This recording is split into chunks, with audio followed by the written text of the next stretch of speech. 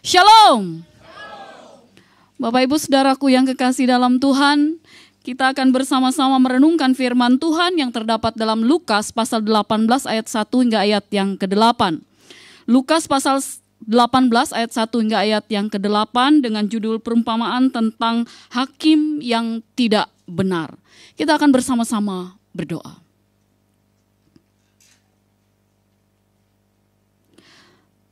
Kami percaya Tuhan bahwa kuasa Roh Kudus-Mu mengalir di tempat ini, membuka hati, pikiran kami, dan jiwa kami untuk fokus hanya mendengar sabda firman-Mu.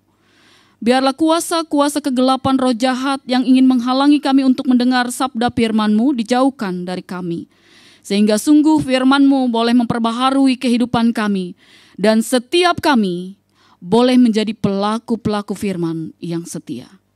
Hamba-Mu hanya sebagai alat untuk menyampaikan firman ini. Biarlah Engkau pakai hamba-Mu Tuhan melewati bibir mulut hamba-Mu. Boleh berkata-kata sesuai dengan kehendak-Mu. Dan biarlah ya Tuhan firman-Mu membawa kami untuk semakin tekun dan tidak jemu-jemu untuk menyerahkan hidup di dalam doa kepadamu. Ini doa kami ya Tuhan, di dalam nama-Mu kami berdoa. Haleluya. Amin. Firman Tuhan yang diperhadapkan kepada kita, yaitu perumpamaan tentang hakim yang tidak benar. Saya akan membacakan ayat yang ganjil dan Bapak Ibu sekalian membacakan ayat yang genap. Yesus mengatakan suatu perumpamaan kepada mereka untuk menegaskan bahwa mereka harus selalu berdoa dengan tidak jemu-jemu. Katanya, dalam sebuah kota ada seorang hakim yang tidak takut akan Allah dan tidak menghormati seorang pun.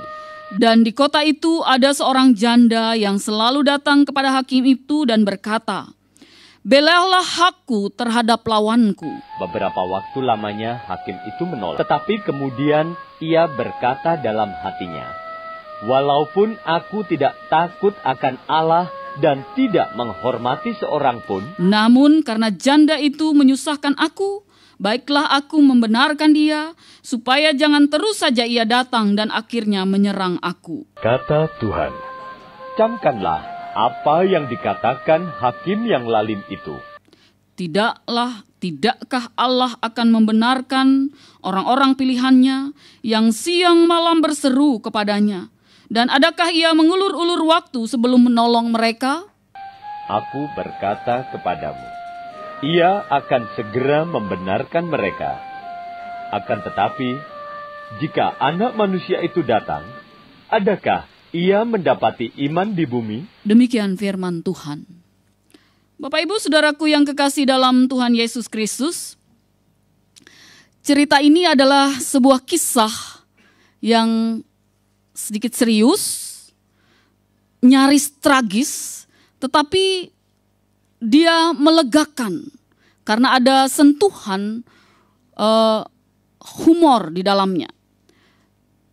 Dan ia berakhir bahagia. Pada zaman Yesus ada orang-orang, bahkan para pria yang mengaku beragama. Dan mereka ini merampok para janda dan Yesus amat tidak senang dan mengutuk orang-orang ini. Bapak Ibu Saudara, kemudian ketika janda ini merasa bahwa ketidakadilan itu terjadi dengan dirinya, maka janda ini mencari pertolongan dari seorang hakim yang tidak memiliki rasa keadilan di hadapan Allah dan manusia. Dan untuk mencari atau mendapatkan keadilan dari orang-orang yang menekannya, ia tidak memiliki kuasa untuk memaksa. Karena memang janda dan janda-janda pada saat itu kan miskin begitu. Bisa saja tidak punya keluarga, tidak punya anak dan seterusnya. Dan dia tidak memiliki kuasa untuk memaksa. Ia juga tidak memiliki uang untuk menyuap. yang bisa ia lakukan adalah hanya memohon. Hal ini dilakukan terus-menerus terhadap si hakim ini. Baik dia ke rumah si hakim, baik dia ke kantor si hakim. Kemudian dikatakan juga dalam firman Tuhan, pagi, siang, sore, malam ia datang memohon agar kasusnya ini diperhatikan.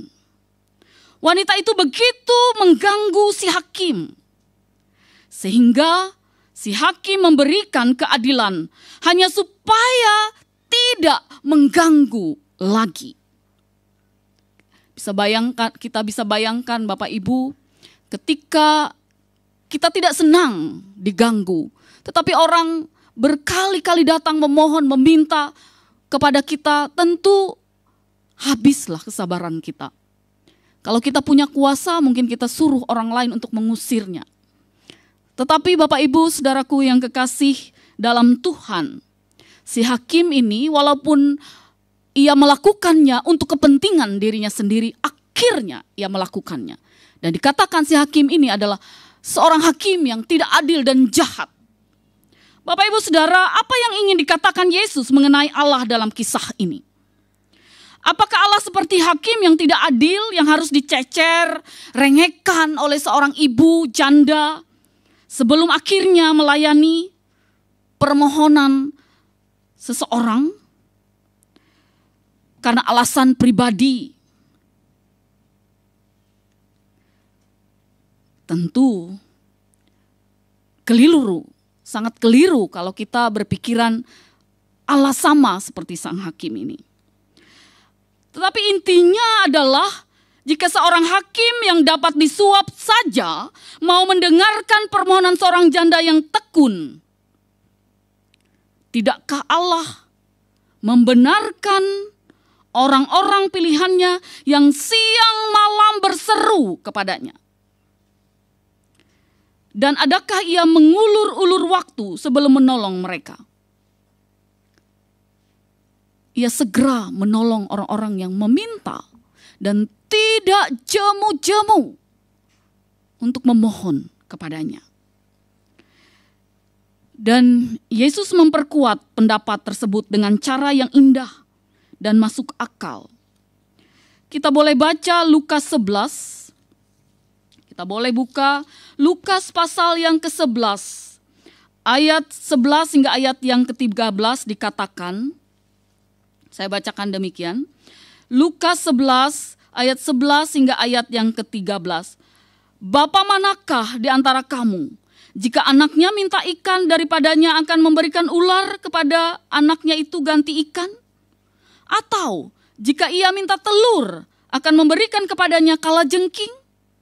Jadi jika kamu yang jahat tahu memberi pemberian yang baik kepada anak-anakmu, apalagi Bapamu yang di sorga, Ia akan memberikan Roh Kudus kepada mereka yang meminta kepadanya.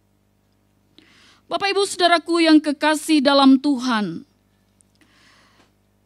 yang jahat saja dapat berbuat baik, apalagi Allah, sehingga betapa kita dapat bergantung kepada Allah yang lebih baik daripada kita.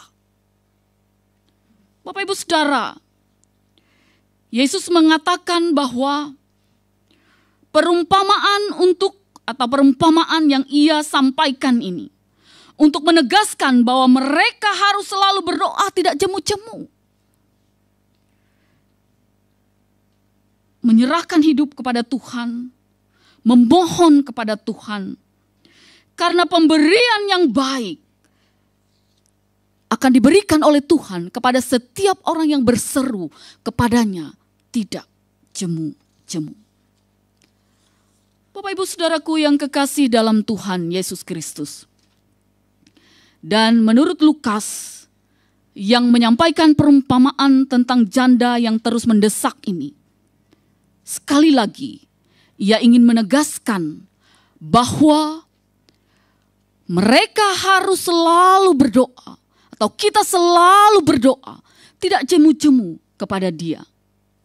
Dan salah satu tujuan doa adalah menyelaraskan kehendak permohonan kita dengan Allah. Karena kehendak Allah yang terbaik bagi kehidupan kita. Bapak Ibu, tentu dalam pengalaman kehidupan kita, tidak semua jawaban doa itu dijawab oleh Tuhan pada saat itu atau sesuai dengan yang kita inginkan. Karena tertundanya jawaban mungkin diperlukan untuk mengembangkan kesungguhan dalam hidup kita.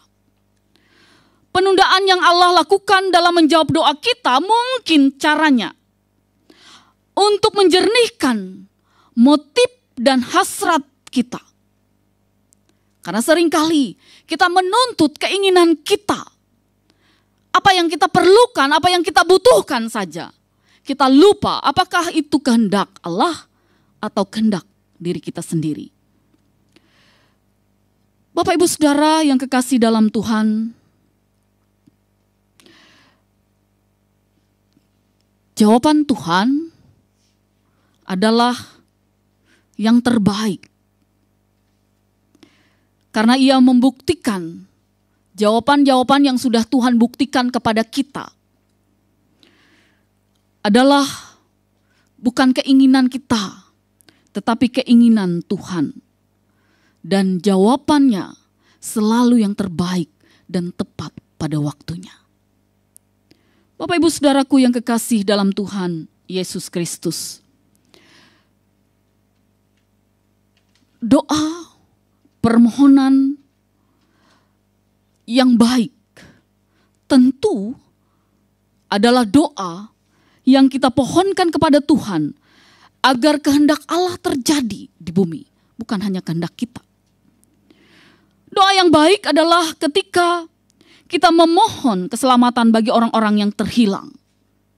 Kita tidak mau hanya diri kita saja yang bergantung kepada Tuhan, tetapi orang-orang lain juga yang melupakan Tuhan, yang meninggalkan Tuhan, juga bergantung hanya kepada Tuhan. Kita juga berdoa agar pimpinan Roh Kudus memampukan kita untuk bersaksi kepada orang-orang yang belum selamat. Kita juga memohon damai sejahtera dalam hidup setiap kita dan juga keadilan dan belas kasihan. Dan itu kita lakukan tidak jemu-jemu kepada Tuhan. Kita belajar dari seorang janda yang terus meminta, dan pada akhirnya yang jahat pun menjawab apa yang ia minta. Sekali lagi, apalagi Tuhan akan menjawab setiap permintaan doa kita di dalam hidup ini. Kita diajak untuk tidak menyerah. Dan pertanyaan bagi kita adalah, apakah doa kita dialaskan dalam nama Yesus? Karena seringkali kita berdoa lupa akan siapa yang memberi kehidupan kepada kita. Apakah kita berdoa sesuai dengan kehendak Allah? Atau doa kita hanya kehendak kita saja? Percayalah bahwa Allah akan bekerja dalam keadaan yang sedang kita doakan untuk menghasilkan kebaikan kepada kita. Yesus meminta kita untuk tidak menyerah. Teruslah meminta, teruslah mencari, teruslah mengetuk. Mungkin jawaban Tuhan tidak sesuai dengan apa yang kita minta, tetapi Ia memberikan yang terbaik atau lebih baik dari yang kita minta. Dan tujuan doa bukanlah supaya Allah melakukan apa yang kita kehendaki. Sebaliknya, supaya kehendak Allah yang terjadi melalui kita. Bapak Ibu Saudaraku yang kekasih dalam Tuhan Yesus Kristus. Kita tidak berbicara bagaimana caranya orang berdoa.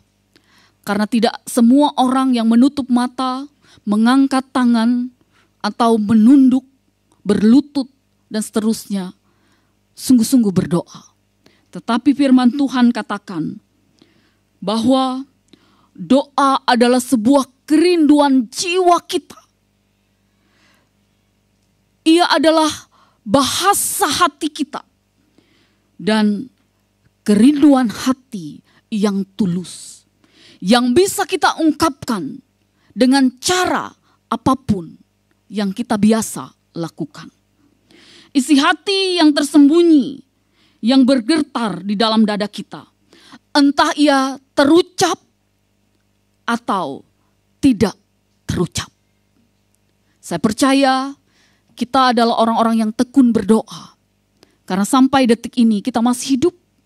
Kita masih menaruh harapan kita kepada Tuhan. Kita masih mau memuji, memuliakan nama Tuhan. Karena itulah saya percaya doa kita akan senantiasa dijawab oleh Tuhan. Dan bukan yang baik, tetapi yang terbaik. Mari kita serahkan hidup kita kepada Tuhan, menaruh harapan kepadanya, dan melakukan kasih dalam setiap aspek kehidupan kita. Tuhan Yesus memberkati. Amin.